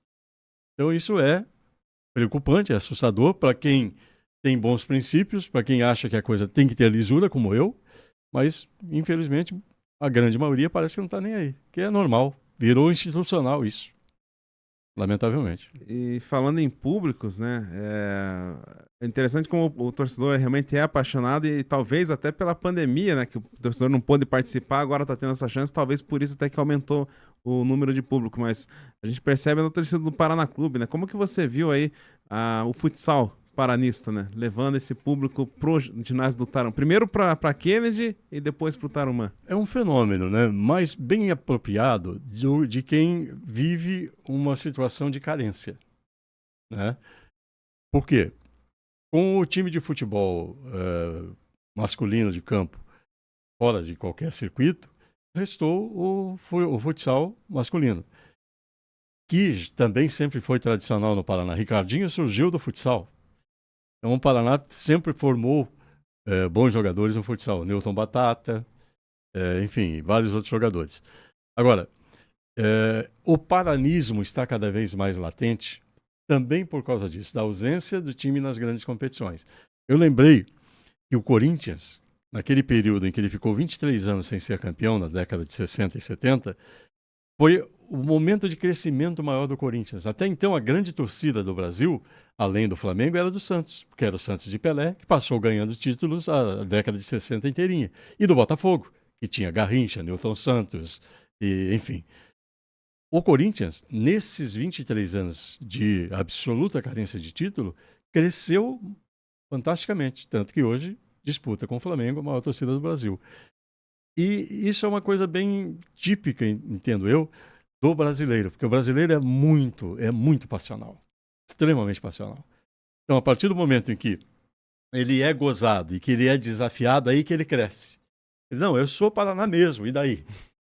Então, é muito bonito isso, essa ação que houve do futsal. Eu creio que poderia haver também se o time tivesse voleibol, se o time tivesse basquetebol, que era uma coisa que eu sempre quis do Paraná. Quero o Paraná como clube, não só de futebol, mas que também seja oxigenado nesses outros esportes que são tão importantes quanto o futebol e que podem ser massificados quando você criar mecanismos de marketing que motivem o público, a assistência. E faltou, acho que também, na questão do vôlei, acho que faltou uma sacada melhor do departamento da gestão do Paraná, porque tiveram a onda, né? A gente tava aí com o time do Rexona, com o Bernardinho, com o time com a seleção treinando aqui, então eles podiam também ter entrado. Era chamado nessa. de Paraná Vôlei, né? Sim. E o futebol americano, cara. O futebol americano, meu amigo William Sopa, ofereceu ao Paraná um projeto que não ia custar nada, o clube ia ser zero, e que ia fortalecer e oxigenar a imagem do Paraná. E algum inteligente lá não quis. Talvez por falta de visão mesmo, né? Falta de competência na gestão. Agora vamos falar de coisas belas do Paraná Clube. Uma das coisas mais belas que tem é o hino do Paraná Clube, né? João Arnaldo e Sebastião Lima, que foram muito felizes, né, nessa confecção. E, ao meu ver, realmente é um dos hinos mais bonitos do Brasil, porque ele é um hino inovador para aquela sua época, porque até então se tinha muitos hinos na questão de marcialidade e tal, né? E ali foi um hino bem moderno. O Paraná Clube nasceu moderno, né? Como o José falou, um clube pro ano 2000, realmente, que aconteceu antes da hora. Começando pela escolha das cores, né? As cores vermelho, azul e branco são as cores da bandeira dos Estados Unidos, da bandeira da França, de grandes potências mundiais. Então, começando pela escolha das cores, da logomarca, do brasão do Paraná, muito feliz, muito bem estudado. A gralha azul. E essa questão de você buscar no hino, em criações que surgiram a partir do Paraná Clube, foram muito bem estudadas. E o Sebastião Lima e o João Arnaldo, eu convivi muito com eles. O João, inclusive, participou da TOC lá, quando eu era diretor da torcida. E são pessoas que tiveram essa sacada de buscar modernizar, né? Fazer principalmente uma melodia, uns acordes muito modernos e muito marcantes. Então eu acho que é o mais bonito do mundo, não é só do Paraná, o mais bonito do mundo. Mas quando vem. Lindo, lindo. Paraná já nasceu gigante, já é uma coisa que. Porque nasceu mesmo, é verdade. Nasceu, claro. As pessoas teimam em não aceitar os títulos que o Britânia conquistou, que o Ferroviário conquistou, que o Água Verde conquistou, que o Pinheiros conquistou, e mesmo o meio título que o Colorado conquistou na história do Paraná. Mas se você faz uma fusão, você traz toda essa história junto. Quer dizer, o Paraná tem 34 anos de fundação, mas de história tem mais de 100 anos. Eu quero então aproveitar, já que você falou em momentos bons, quero ver Gui, aquelas fotos dá pra soltar? Então tá. Quero mostrar aqui uma sequência de fotos. E em cima de cada foto, quero que o Josias comente. Pois não, vai ser um prazer. Vamos. Que conta também um pouco da história. Alguns momentos da minha história. Né? Alguns momentos.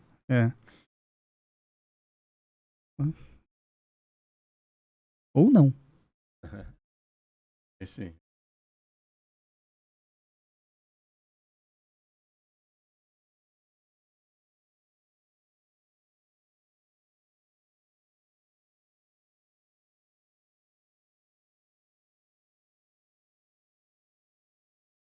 Como que não é ao vivo já? Partezinho já. Tinha que fazer que nem o Fausto Silva, né? Quem é bom faz ao vivo. Faz ao vivo, é. Essa aí Vamos é começar por aí. Muito forte. Essa é uma foto que simboliza muito bem, né, o clubismo do Josias. Falar em clubismo, Josias, como foi? Você narrou, claro, você narrou muito para o Paraná com o coração, mas também teve que passar por imparcialidade ao narrar também derrotas do clube. Como é que foi lidar? Como é que conseguiu lidar isso? Foi muito triste narrar derrotas e principalmente eu implantei também uma das inovações no rádio, que hoje a Transamérica faz, que era não narrar o gol do time de fora. Então, quando eles faziam o gol, eles diziam, gol deles. Aí, os caras fizeram um gol aí. Pô, sacanagem, hein, meu? Vou ter que aguentar esse cara fazendo gol e comemorando aqui em cima da gente. E no gol do Paraná, evidentemente, que eu me esgoelava. Mas eu também narrei e fiz cobertura de jogos do Atlético, do Curitiba. Eu lembro que o Atlético teve um time muito bom e jogou na Bahia contra o Bahia. Aquele lance do Pedrinho Maradona que o Valmir Gomes contou aqui. Só que, na verdade, quem falou gol de Maradona fui eu na narração. Estava narrando pela rede OM, que hoje é a CNT, ao vivo de lá. E aí eu disse um gol à la Maradona, é o Pedrinho Maradona. O Almir falou no rádio, mas eu falei na TV, na hora do jogo. Engraçado, né? E é isso. Essa é com a minha mãe, saudosa dona Esther Souza Lacour, no dia em que eu tomei posse lá na Câmara. Aqui eu apresentando o TJ Esporte no Canal 4. SBT. Programa também com uma audiência muito boa. Muito boa, é. Aí minha formatura em comunicação social na Universidade Federal do Paraná. Caramba.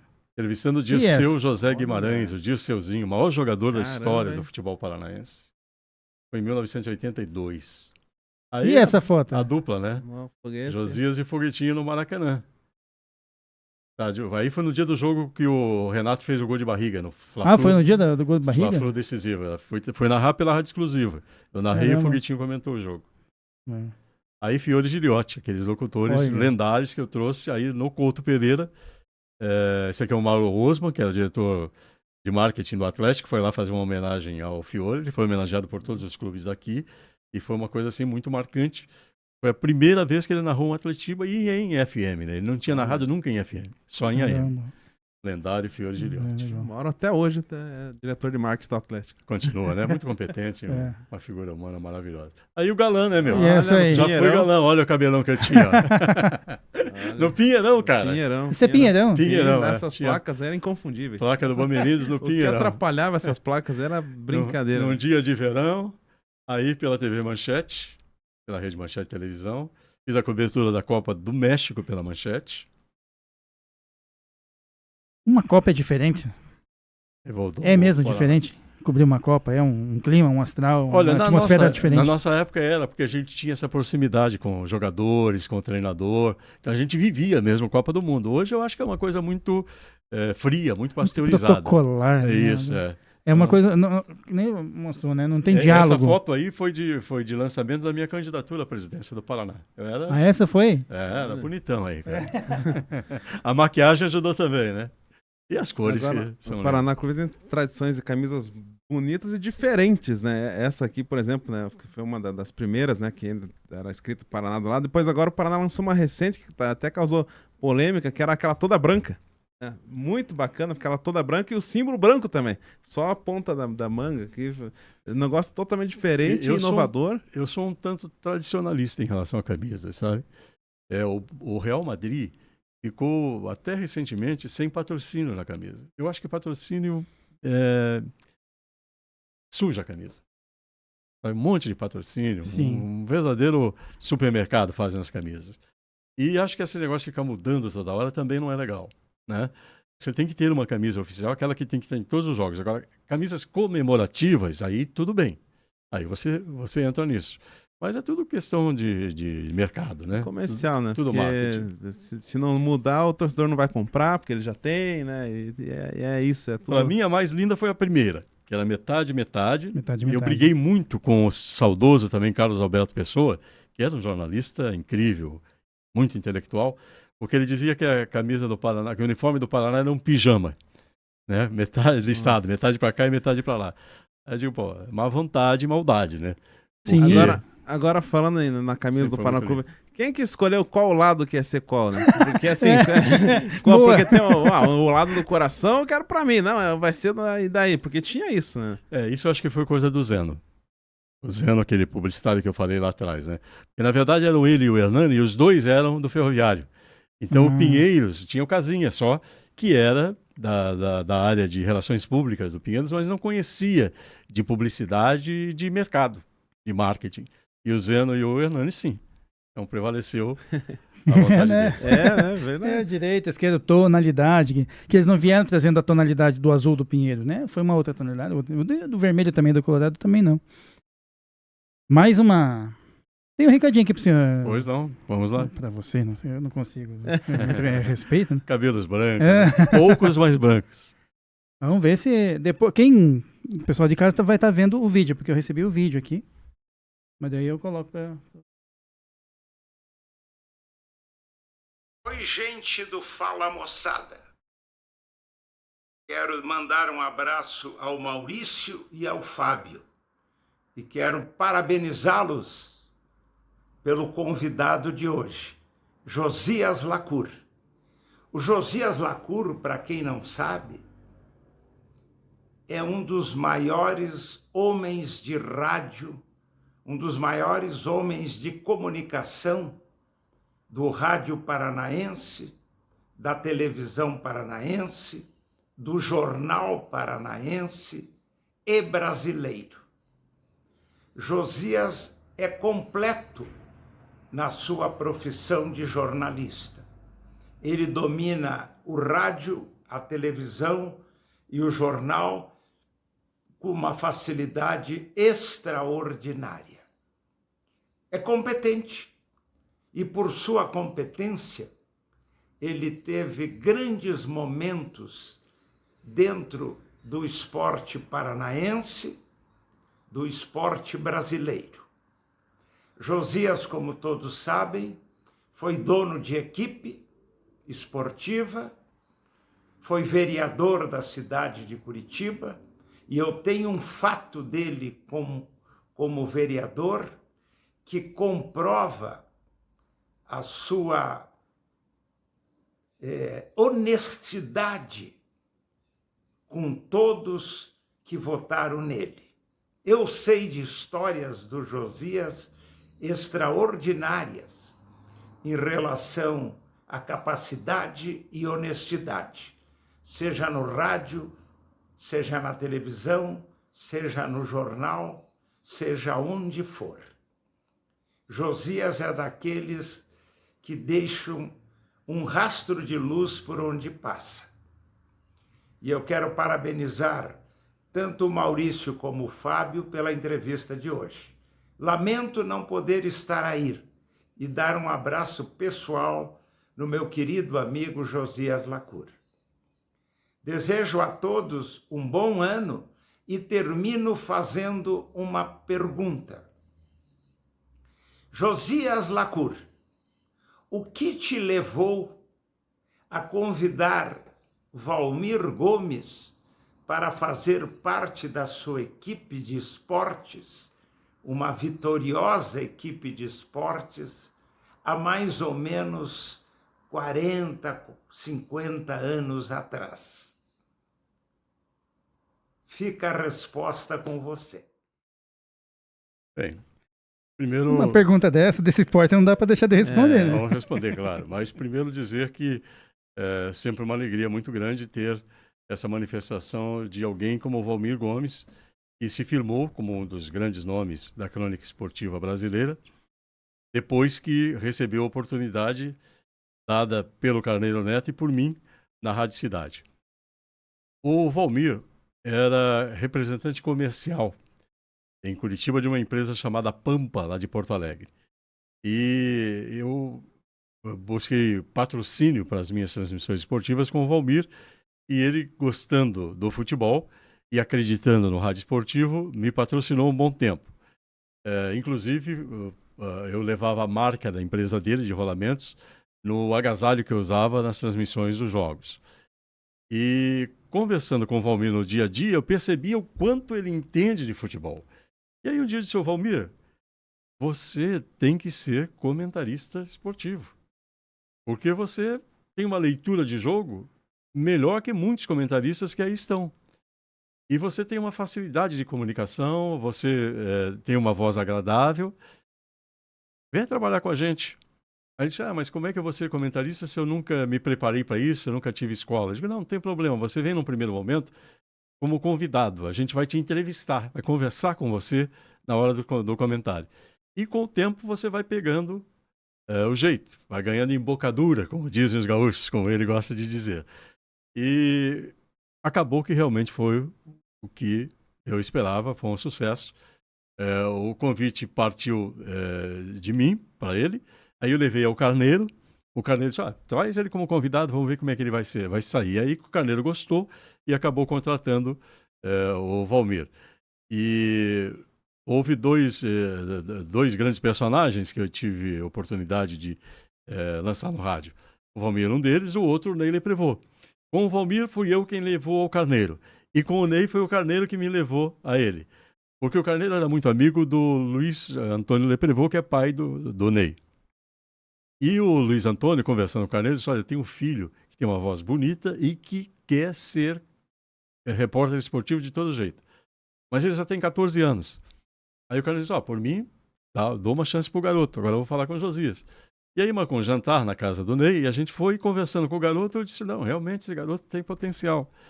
E lembrei, lá atrás, quando o Dirceu Greza também me deu uma oportunidade quando eu tinha 14 anos. Então eu vi no Ney ali o J. Batista lá de 1973. E apostei no garoto e realmente está aí, né? Também um grande sucesso na comunicação. Vejo que o que vale na vida é isso. É a gente apostar nas pessoas certas e ter delas esse reconhecimento. O Valmir sempre que possível fala, o Ney também. Outro dia encontrei com o Ney também no governo do estado, e ele me disse, olha, quem me ensinou a falar em público foi esse aqui, porque me levou para o rádio. E o rádio é uma grande escola, e realmente é uma grande escola. Agradeço aí pela consideração, pelo carinho de sempre, e pela bondade do Valmir Gomes, né? Ele tem um coração maravilhoso. Valmir. A gente já está até encaminhando para o nosso final, infelizmente. Mas eu queria que ele contasse uma história.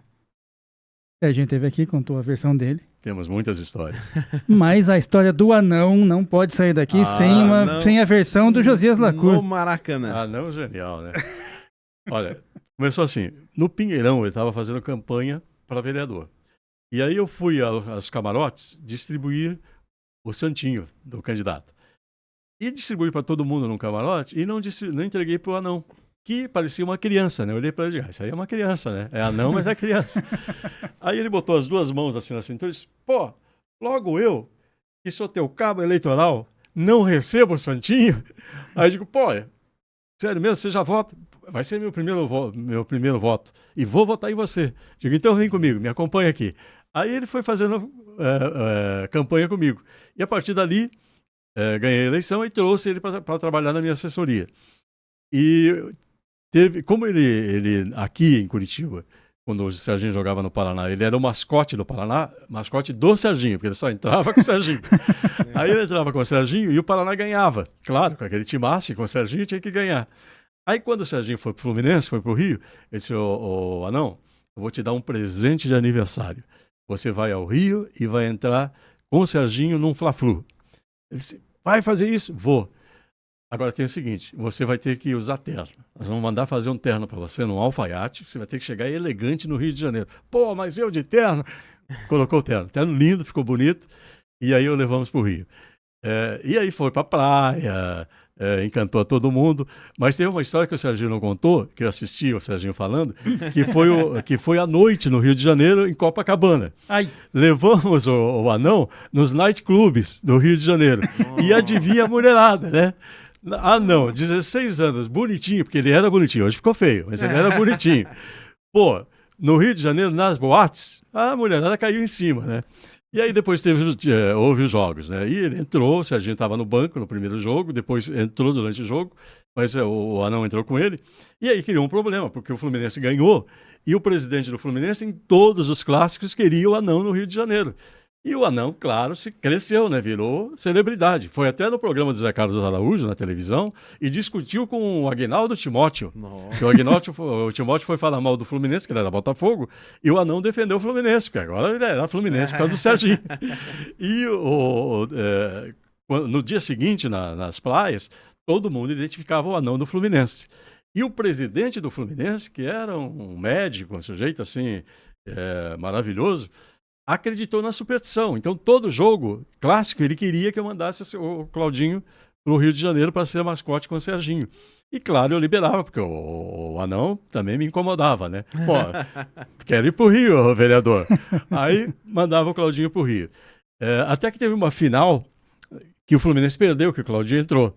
Aí acabou a onda do Anão. Mas ele ia na concentração, porque ele é muito comunicativo, é carismático, né? Hoje é um ator consagrado aí, sim. De teatro e de cinema. E fanático pelo Paraná, é conselheiro, inclusive, do clube. E com o Serginho tem uma amizade de família. O Guilherme, o Gui, cresceu com o Claudinho. Ele tinha, quando o Claudinho foi para o Rio de Janeiro, ele tinha mais ou menos a mesma altura do Claudinho. E teve uma outra boa também do Claudinho, que na campanha eleitoral, lá no meu bairro, no Capão da Embuia, um garoto chamou ele de toco de amarra-bode. Aí ele ficou louco. Eles, me chamam de tudo, agora toco de amarra-bode eu não aceito. Isso eu não aceito. Claudinho, é garoto, deixa ele falar. E a outra boa foi com o Regis também, porque o filho do Regis era fã do Claudinho. Amava o Claudinho, o Regis goleiro. Mas um dia ele viu o Claudinho fumando. E eu não sabia que o Claudinho fumava, até porque eu era contra o cigarro e tinha campanhas, projetos contra o cigarro como vereador. E um dia ele viu o Claudinho fumando e eu tô lá no Boqueirão, sentado na arquibancada, e o filho do Regis estava junto com a mulher dele. E aí o Claudinho chegou e o filho do Regis chamava o Claudinho de boneco. E aí ele disse, mãe, sabia que o boneco fuma? Aí eu digo, o quê? Aí chamei o Claudinho, Claudinho, você fuma? Mas eu fumo escondido, né, vereador? Eu digo, não, Claudinho, não pode fumar. Pô, você tem um projeto contra o cigarro. Quem trabalha comigo vai fumar, cara? Não pode. E aí ele parou de fumar. Parou mesmo? Mas foi engraçado, Piazinho. O boneco fuma, mãe. Tem contato com ele até hoje? Tem. Vou ver peças dele. Fazer uma ponte que você... né? Dá para trazer o Claudinho. Para trazer o Claudinho, porque esse aí tem o Claudinho, também. assim, ele faz peças de madrugada, aquele Tesão Piá, aquele grupo. Sim. E aí me convida, Claudinho, eu tenho 65 anos, cara, meia-noite eu tô dormindo. Além do que, peça meia-noite é peça de sacanagem, né, meu? Pô, eu quero peça infantil. Mas é uma grande figura. Essas histórias que fazem do nosso bate-papo aqui, é uma coisa bem sensacional. Jesus, muito obrigado. Obrigado, sim, pela disponibilidade, pela generosidade de realmente doar um pouco do seu tempo para conversar com a gente aqui e levar essas histórias para a galera aí do Fala Moçada. É um prazer muito grande. Primeiro porque eu tive a oportunidade de conhecer vocês, o Guilherme, que é aqui do estúdio, e depois de contar um pouco da minha vida, né? A minha vida que é pública desde que eu tenho 14 anos. Então, eu sempre digo às pessoas o seguinte, eu cresci aos olhos do público. E claro, com o tempo a imagem se altera, mas fundamentalmente a voz é mantida. E quando eu era agente de atletas, eu encontrei um outro agente no interior de São Paulo e ele disse, cara, tua voz não me é estranha. Aí eu disse assim, que eu trabalhei em rádio há muito tempo. Pô, você trabalhou na Rádio Clube Paranaense, não trabalhou? Eu falei, trabalhei. Ele disse, eu te ouvia lá no interior do Paraná, em Bandeirantes eu morava. E eu ouvia a Rádio Clube Paranaense, eu não esqueço da tua voz. A tua voz é marcante na minha vida. Você é o Josias Lacour. Eu falei isso. Então, caramba, isso é legal, né? Mesmo na minha atividade também como professor, hoje eu sou professor, outro dia encontrei um jovem no banco, e foi na época da pandemia, eu estava barbudo, e ele me reconheceu, barbudo mesmo, professor Josias. Eu disse, pois não. Disse, pô, faz anos que eu estou querendo encontrá-lo, porque graças ao senhor eu aprendi a gostar de ler e hoje sou advogado, porque eu fui professor de literatura dele. E aí ele disse, isso para mim não tem preço. Eu quero levá-lo na minha casa, eu quero que a minha família conheça você. Aí eu fui à casa dele, acabou que viramos amigos. Então isso é muito gratificante, né? E a própria história do rádio, da televisão, as colunas que escrevi em jornal, o Valmir falou aí que eu domino bem todas as ações na área da comunicação, e eu disse lá ao Fábio na Rádio Clube e a única coisa que eu não fiz foi sonoplastia, mas foi por falta de oportunidade, porque à época se separava sonoplasta do locutor, do apresentador. E eu não queria tomar o emprego de sonoplasta nenhum, né? Então, se eu era apresentador, se eu era locutor, por que eu vou tomar o emprego de quem está trabalhando de sonoplasta? Mas o resto eu fiz. Fui produtor, fui apresentador, fui âncora, fui redator, fui narrador, fui comentarista, fui repórter. E procurei sempre fazer bem feito, né? O fundamental é isso, não é? Eu fui de tudo e não fui nada. Felizmente eu fui de tudo e fui boa coisa. Espero que vocês concordem comigo, mas com certeza. na minha autocrítica, tudo que eu faço com muita dedicação, com muito comprometimento, sobretudo, e com paixão. Porque quando você faz com paixão e com comprometimento, você sempre procura fazer bem feito. Qual foi o maior jogador que você acompanhou do lado de campo? Porque, assim, na TV tudo bem é uma coisa, mas de lado ali, na beira do campo. Olha, eu tive a oportunidade de acompanhar várias gerações de craques do futebol brasileiro e até do futebol internacional. Como torcedor, nos anos 60, o maior jogador de todos, para mim, foi o Zé Roberto. Aqui no futebol paranaense. Sim. Claro que o meu ídolo era o Madureira, mas o Zé Roberto era fora de série. O Madureira era espetacular, mas o Zé Roberto conseguia ser melhor que ele.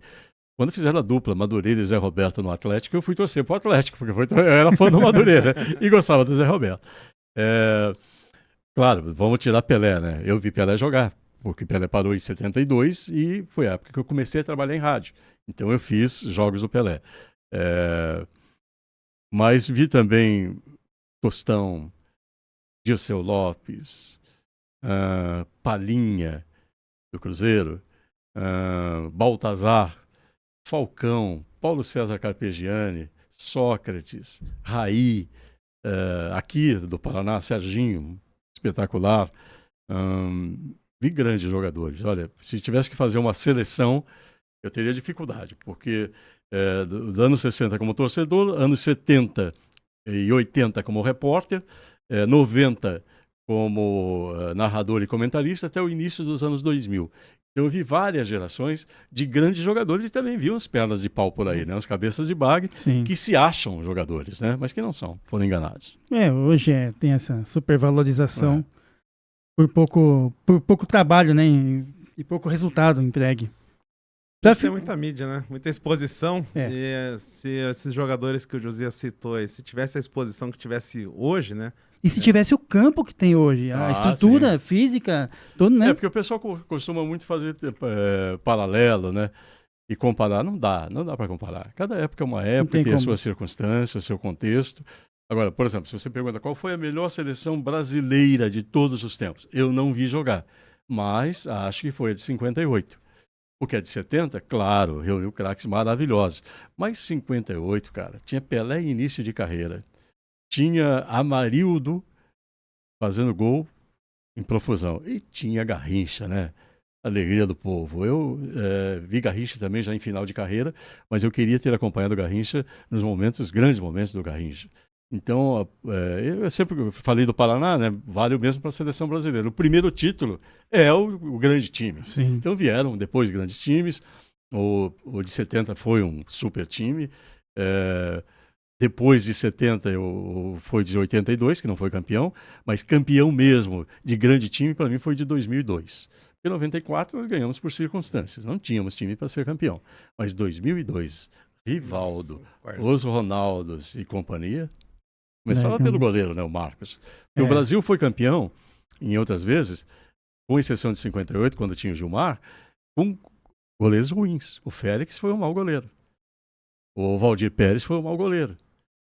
O Leão, que podia ser goleiro quando o Valdir Pérez foi, em 82, não foi o titular, mas teria que ser ele.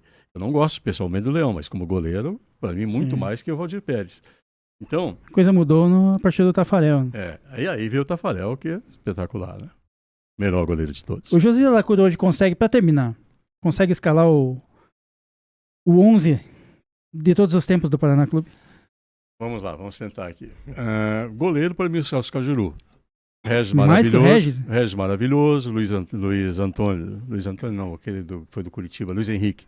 Muito bom também. Mas o Regis foi do primeiro título, cara. Então eu não posso ser incoerente. Se eu digo que o time, para mim, inesquecível foi do primeiro título, eu não posso botar outro goleiro. Para mim tem que ser o Celso Cajuru. Lateral direito, Balu. Zagueiros, o Servilho e o Edinho Baiano. Lateral esquerdo, o Ednelson, evidente, foi o do gol do primeiro título. O meio campo tem que ter Tadeu. Marquinhos Ferreira também jogou muito, mas é Tadeu, Adoilson e Serginho. Na frente, o Maurílio, o Saulo. E quem é que eu vou botar de ponta esquerda? O Paraná não pegou ponta esquerda, né? Tinha um ponta direita, que era o Sérgio Luiz e o Maurílio, né?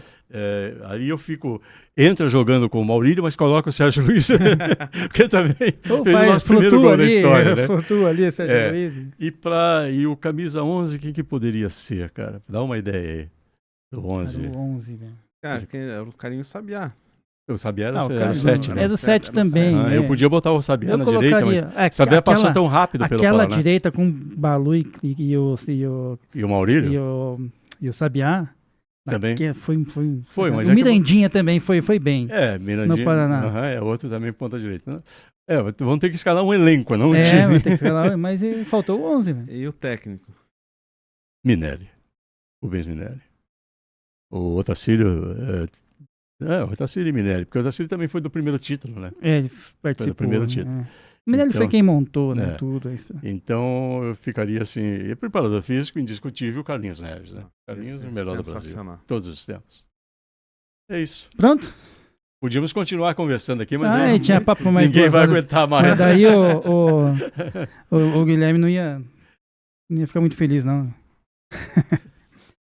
Cara, mais alguma coisa que você quer? Não, tô muito feliz de ter essa oportunidade, né, de estar aqui na mesa com o Josias. Quero agradecer por toda a parte documental que você fez, pelos livros que você lançou, são obras de arte, realmente. Nosso futebol é muito rico, mas a gente ainda é muito pobre nessa parte. E o Josias esportiva, sim, contribuiu muito, né? Já com 4 obras, tem outras que estão por vir aí. 3 novas. Então, obrigado mesmo, né, por tudo que você tem feito. E realmente foi bacana acompanhar algumas fases. Eu acompanhei algumas fases do Josias, né? Mas peguei mais já de narrador. E é muito legal, né, ter isso na memória. Então, obrigado por tudo que você fez pro nosso futebol. E um exemplo muito claro da competência e do caráter do Josias foi quando a história do Serginho, que foi ajudar o Josias na campanha. Só que o Josias do PFL... Isso, o Serginho do PT. E aí? Foi ver na PT. Foi ajudar. Mas daí a pessoa. Amigo, o amigo. Né? E como o Serginho falou, muito confiante na sensatez e no caráter do Josias, que se consolidou depois como vereador. Então, eu sou muito grato a todos que de uma forma ou de outra participaram da minha vida, da minha história.